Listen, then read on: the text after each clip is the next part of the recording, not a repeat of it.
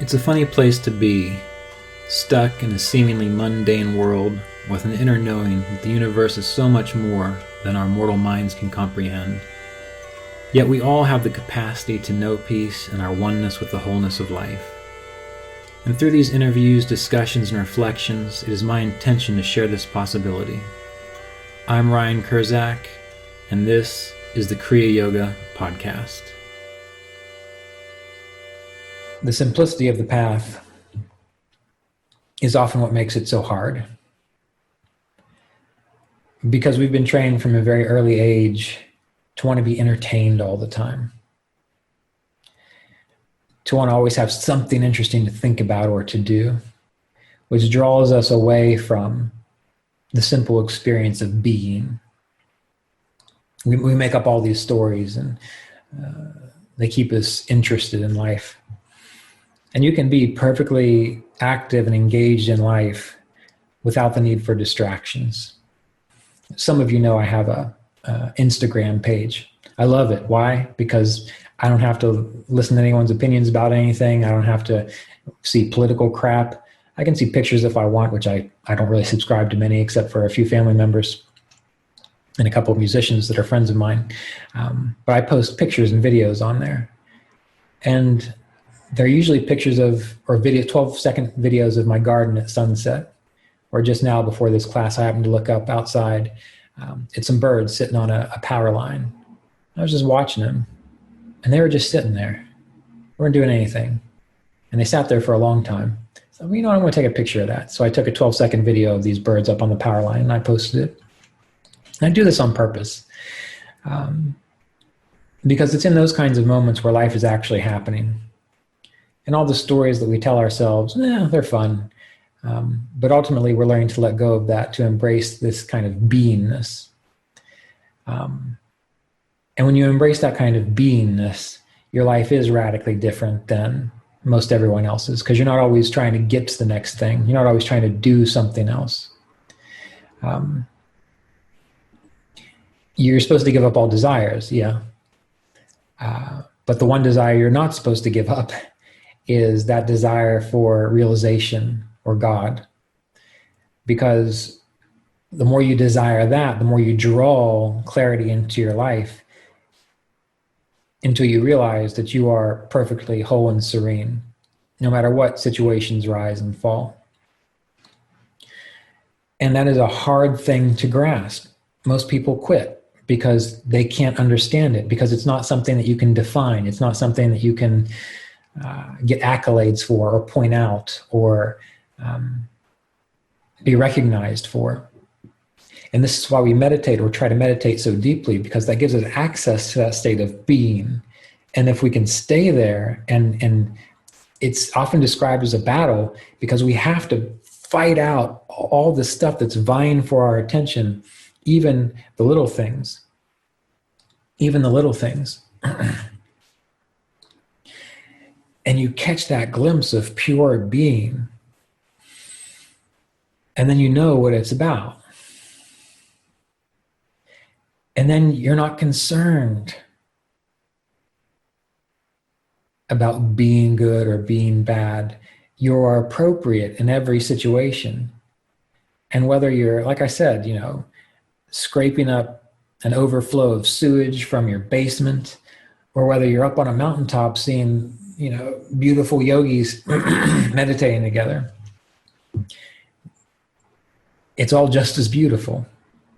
And we resist that. We fight that. We want there to be one side which is so good. But if we want one side to be so good, we're always caught in the loop of duality, because we're always making something better than something else. And this is the resistance. And the reason we have the principles of yoga and the qualities and characteristics described in the Bhagavad Gita is because those are the natural expression of what a human being is like. The highest manifestation of a human being, the highest manifestation of God in this world as a human being. And so when we integrate those qualities and characteristics and they become us, well, then we are truly embodying the highest manifestation of divinity in this time-space continuum through a human body. Through a human body, which means while we are in a human body, that is what is appropriate to do. When the human body drops, well, then there's a whole other, then you make it to fourth grade. And you start fourth grade.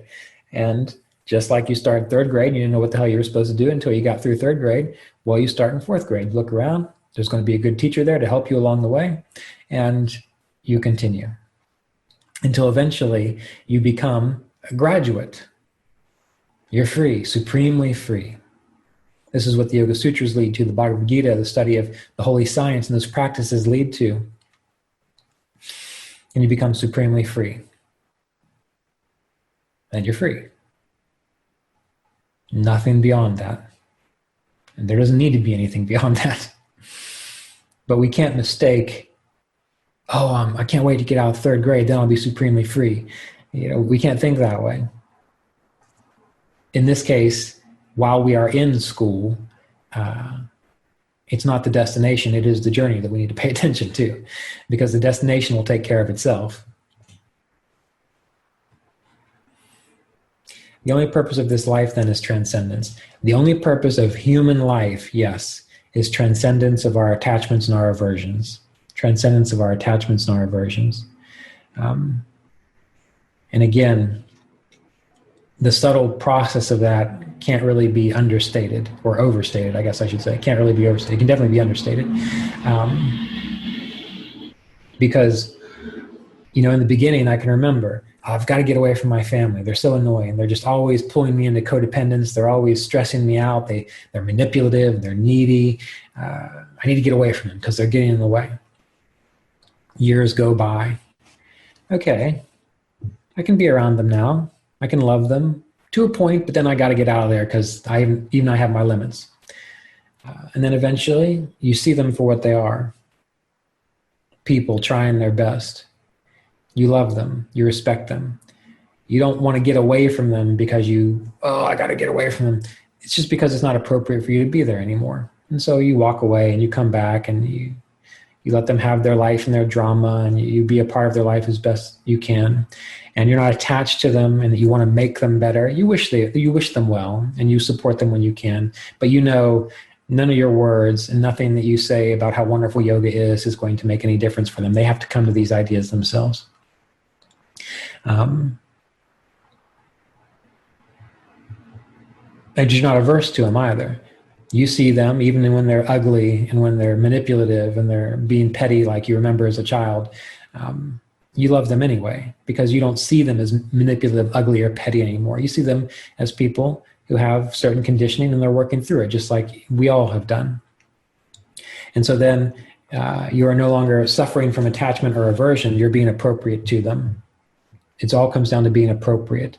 And this is one of the reasons why in the book, Long Pilgrimage with Shiva Puri Baba, he says that the reason you have to utterly get rid of all likes and dislikes because you can't be appropriate when you have likes and dislikes. And he gives an example of how, he says, if someone comes to me and they're my friend and I'm attached to them, he's like, maybe they ask me for money or they ask me for help in some way. And it's not appropriate. It's not going to be helpful for them. They're just going to go blow it on drugs or waste it on gambling. But because they're my friend and I'm attached to them, I give it to them anyway. That was not appropriate. So by not being attached, if they come to you, appropriate would be, no, I'm sorry, I can't do that for you right now.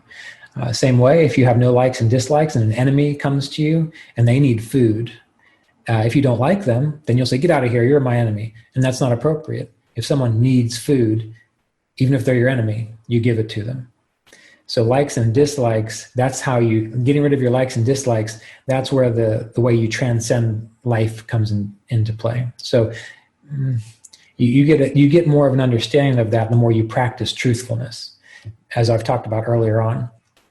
Because the more you practice truthfulness, the more you are able to feel and understand what is appropriate and what is not appropriate. And the stronger you get in truthfulness and letting go of the fruits of your actions, the easier it becomes and the more in harmony you are with life and life experiences.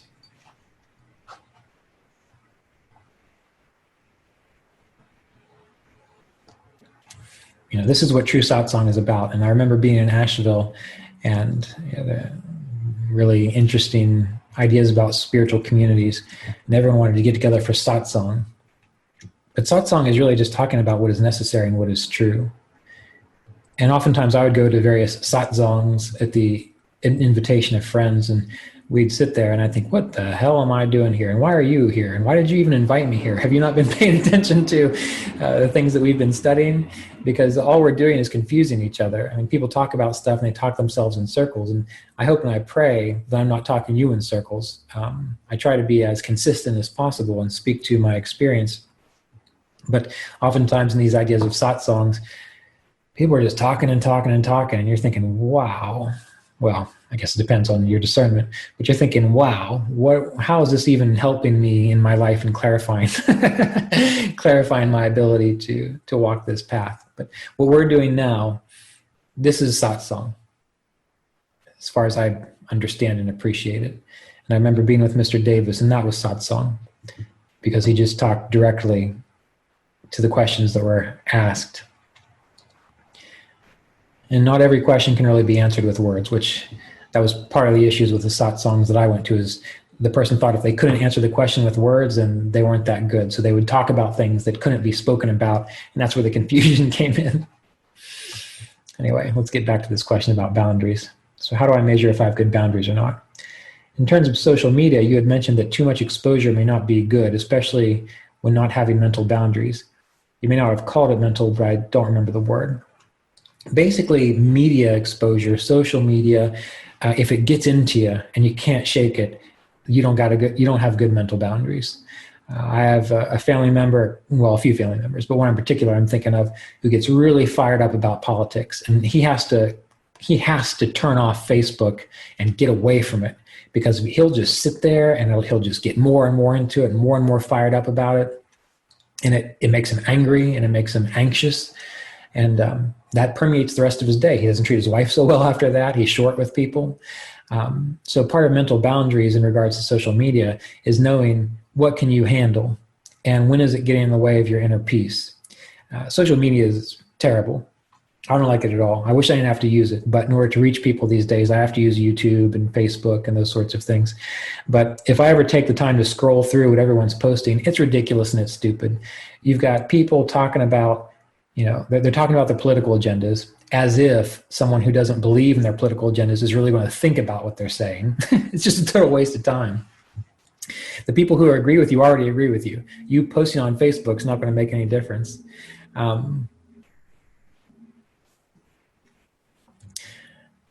So you have to be aware of, you have to stop and practice self-honesty. Remember, we talked about this early on as a quality of discipleship, self-honesty. What can I handle? Meaning, sometimes when it comes to musical projects that I like doing, I know that I have to set aside a certain amount of time to focus on it, because I can lose myself in that project. I can forget about hours and eating and daytime and forget about work, and that's not good. So that's not a good mental boundary. Or when it comes to interacting with certain family members or friends, I know I can spend a little bit of time with them, but if I spend too much more time with them, I just don't have the capacity to not get pulled into their train of thought. It's not so true these days, but early on that was an issue. So I had to say, look, I'm coming over for an hour. Hour's up. It was wonderful. I love you. See you later. When it comes to Facebook, YouTube, sitting there and reading all this stuff and getting yourself worked up, if you know that you do that, cut it out. If there's something you really need to know, someone will tell you.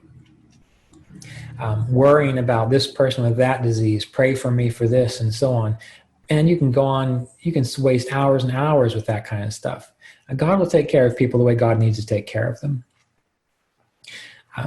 So developing that kind of self-honesty about how easily are you distracted and how easily do you get pulled into these distractions, and you keep thinking about them afterwards. You have to figure out where is the line that you have to draw so that you don't get distracted by this stuff. Ultimately, you cut it all out. But I know in our world now, the way communication is, you can't quite. But what you can do, for example, on social media, is unfollow all the people that are just wasting your time.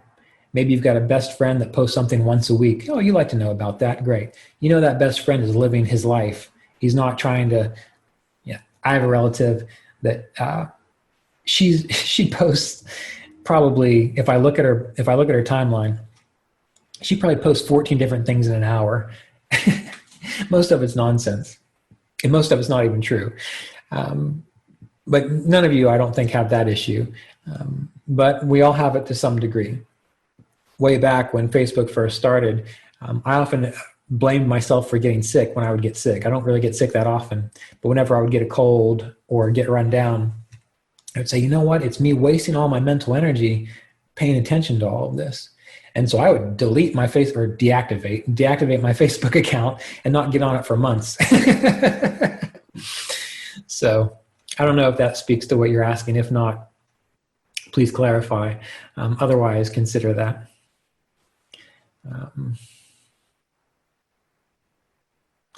Okay, yesterday when I referred to loneliness, I meant the good feeling of satsang. I've left groups due to poor satsang, but sometimes I like the support of like-minded people. How do I lose that dependence?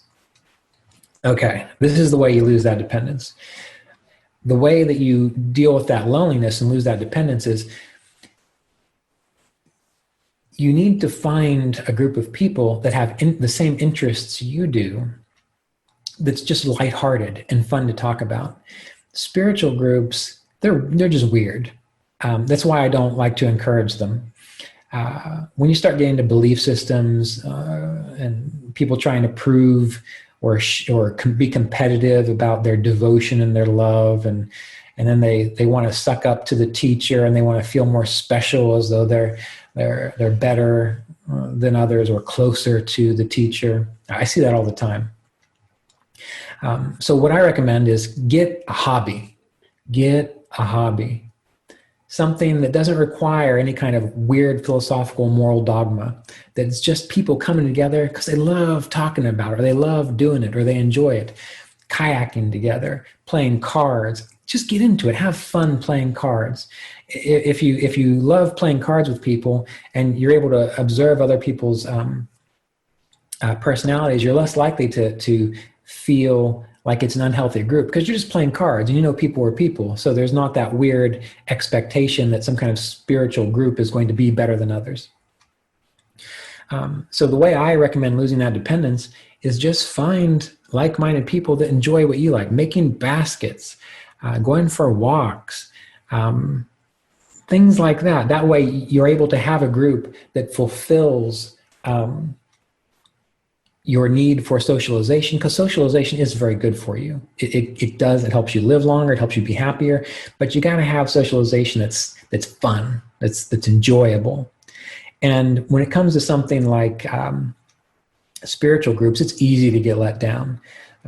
The Methodist minister who's been friends of mine since I was since I was 20, he actually married Melissa and I, and he buried her. I'm still good friends with him. He would always make a joke. He'd say, the best way to lose your faith is to make friends with your priest. The best way to lose your faith is to make friends with your priest.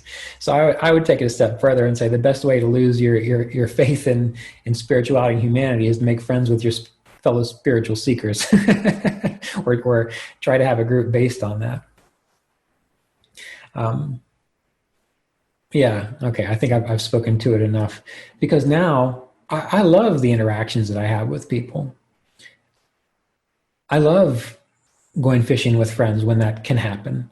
I love playing music with my friends because we're just getting together to play music. I don't care how moral they are. I mean, I want them to be nice, good people, but I don't care what they do with their lives. It's not my responsibility. I'm not their responsibility. We come together for music. I love fantasy. Since I was a little kid, I was always interested in Dungeons and Dragons and fantasy novels. And I let that go for a long time. But now I'm back in my hometown with my sister, who's just a little younger than me, but she's into that kind of stuff. And the daughter of the woman I'm in a relationship with, she's in her late teens, and she likes Dungeons and Dragons. And I've got a friend from college and high school that we used to play with. And I can remember being in his attic. I was probably 16. We're sitting up there, and I'm probably chain smoking, and we're playing Dungeons and Dragons, and it's 3:00 in the morning, and he was probably about 4 years older than me. I said, wouldn't it be great if when we're 40, we're still playing D&D? And I had to laugh because since I moved back, and I've occasionally once a month or a couple times a month gotten together with my sister and my friend and a few others and played D&D. I'm like, that's great. We're having a good time. We're making a story up together. We're problem solving together. We're laughing at jokes together. We're having that kind of camaraderie. It's a good time. And that happens maybe once or twice a month for a couple hours at a time. I love it. It's wonderful. I don't get anything spiritual about it.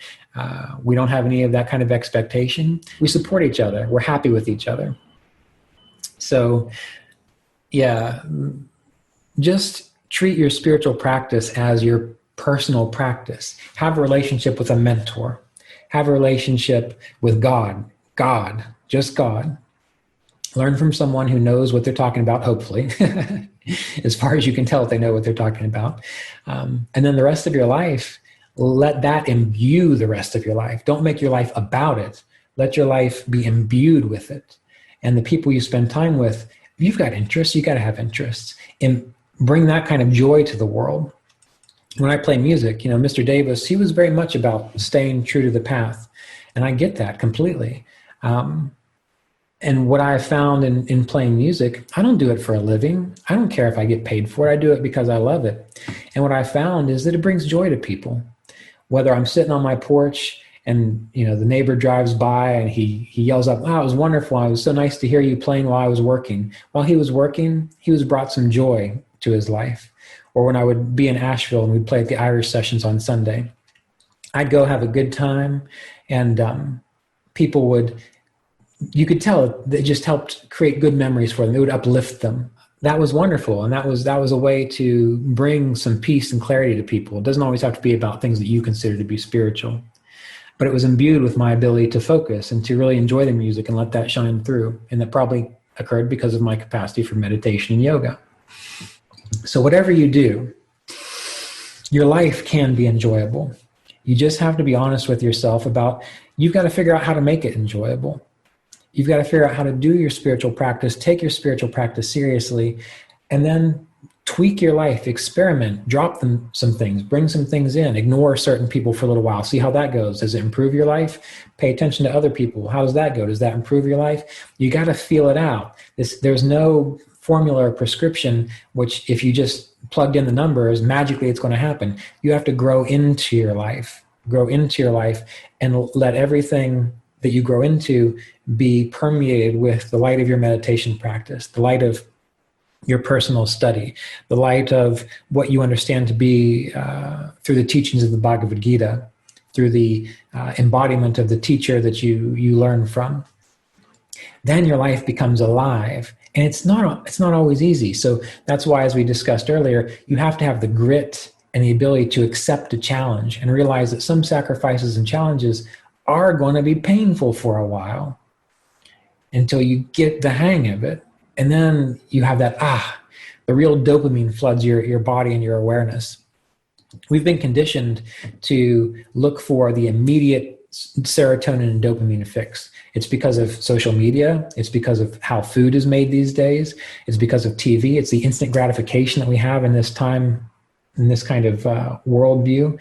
When years ago, you got the dopamine, you got the serotonin by working hard and then stopping and seeing what you've done. Yeah, that was good. So the working hard was worth it for those people. But these days we just push a button. Oh, look, someone liked my post, dopamine.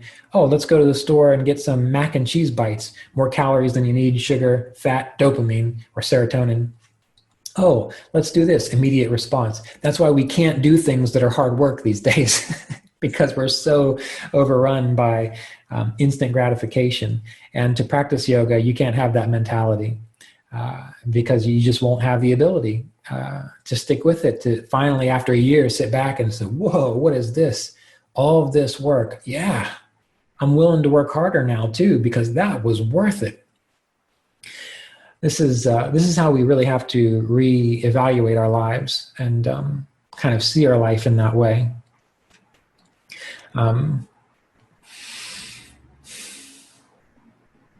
Anyway, so consider that and find something like that. Make it a part of creating your character, strengthening your character. And by strengthening your character, that doesn't mean strengthening your ego. Strengthening your character means improving your avatar in this world so that God can come through more freely, so pure consciousness can come through more freely and accurately and strongly and purely. That's why you build character, not because of your ego, but so those things can come through more clearly. This episode of the Kriya Yoga Podcast was made possible by donations from Kriya Yoga Apprenticeship students and supporters of our Patreon community at www.patreon.com/Kriya Yoga.